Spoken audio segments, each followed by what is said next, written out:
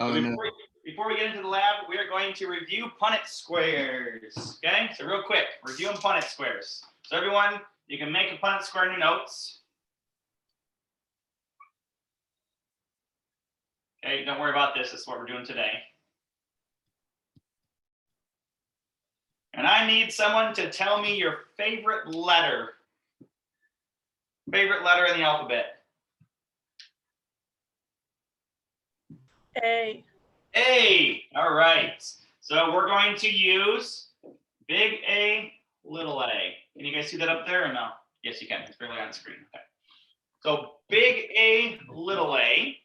And somebody else, how about Julian?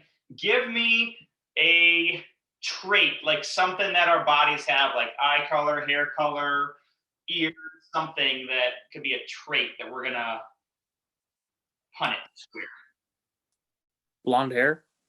Long hair, short hair. Okay, so which is not really a real trait, but because you can grow your hair out. But we'll just say long hair. You said as an example. blonde. Oh, blonde. Sorry, I thought you said blonde. Okay. So we'll say blonde. Actually, blonde is probably more recessive. So we'll say brown hair is going to be big A, and blonde will be little a. I have some people coming in. Perfect. I got it. All right. Let's see. Kiara, can you tell me what the big A and little a, what the vocabulary word is? What are these things? They're not genes. Starts with an A. Actually. They're alleles. Alleles. Nice. So these are alleles. I'll put it. So I don't have enough room for you guys to see. Alleles. Okay. So these two things are alleles. Okay. They are representing small parts of a gene. So we're going to make a heterozygous. This is going to be dad up here. And I'll say this is going to be mom. We're going to make dad heterozygous. He's going to have a big A and a little a. Looks like a Q more so. Okay. And then mom is also going to be heterozygous. And remember what heterozygous means? What's heterozygous mean? It means you have one dominant and one recessive. Perfect. And if you had big A, or little a, it means homozygous. This would be dominant, where they're the same homozygous. This would be recessive homozygous. Okay, so it's a review from last week's video. Just really quick review for about 5 minutes here. So let's say, Alex, you just came in here. What do I do with this A, Alex? What do I do with this A down right here? You bring it down through the square. Perfect. And continue it down, right? You got to fill in the whole column, right? Yes. Good. Who else? Ashton, are you here? I think you might have just chimed in. What do I do with this little A, Ashton?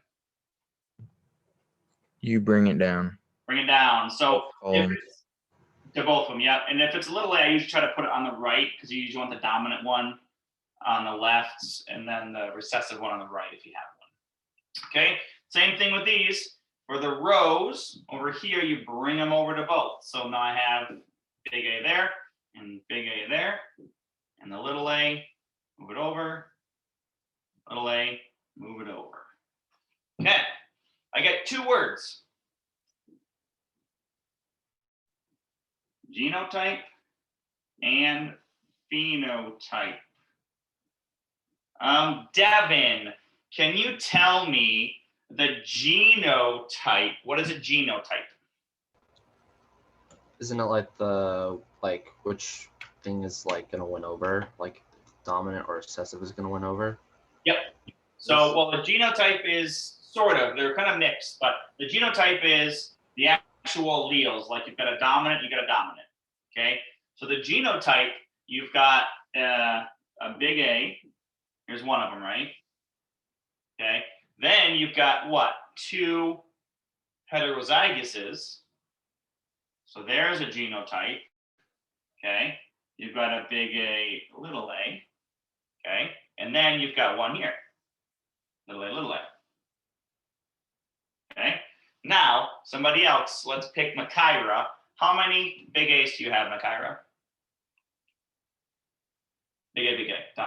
Homozygous dominant. 2. Well, the genotype, you've only got one of those, one of them here. Okay. You do have 2 dominants, but this genotype, you want to get one of these here. Okay. Makaira, how many of these do you have? 1. Or no. There's 2 of those. 2. And then what about homozygous recessive? 1. 1. So with this, when you have the parents that have big A, little a, you're always going to get this ratio, a 1 to 2 to 1. Okay? That's always a ratio. Now, so that is genotype. Okay? Let's move phenotype just down here,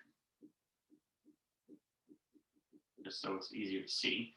So let's just get rid of this right here. Phenotype now is the brown hair or the blonde hair.